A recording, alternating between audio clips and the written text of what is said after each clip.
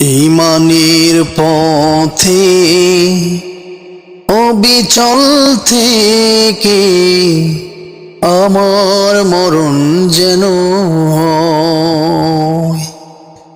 ঈমানের পথে অবিচল থেকে আমার মরণ যেন হয়।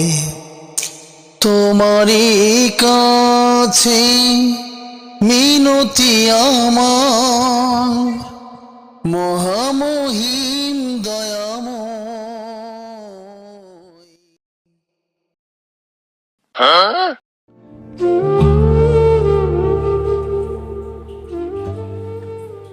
ওরে সুমকির মা, ওই সুমকির মা, তাড়াতাড়ি এদিকে আয়, তাড়াতাড়ি তাড়াতাড়ি। গোলামটা আইসেই চিল্লাচিল্লি শুরু করছে। খারা সকালবেলায় এসে চিল্লাচিল্লি করতেছো, যা বলো তাড়াতাড়ি বলো। আমি সকাল থেকে না খেয়ে আসি, পেটে ক্ষুধা নিয়ে শোষো করে ঘুরে বেড়াচ্ছি। আমাকে কিছু খাবার দাও, তাড়াতাড়ি খাবার তাড়াতাড়ি নিয়ে এসো। খাবার কি আছে? তাড়াতাড়ি খাবার নিয়ে এসো, যাও। তোমার খাবার সুন্দর করে রান্নাঘরে রাখা আছে, তুমি নিয়ে এসো। আমি চলে গেলাম, আমি খাবার দিতে পারবো না। কি? আমি খাবার নিয়ে খাবো? ভুলে যেও না, তুমি আমার স্ত্রী। আমার দেখাশোনা করা, আমার যাবতীয় হেল্প করা তোমার দায়িত্ব।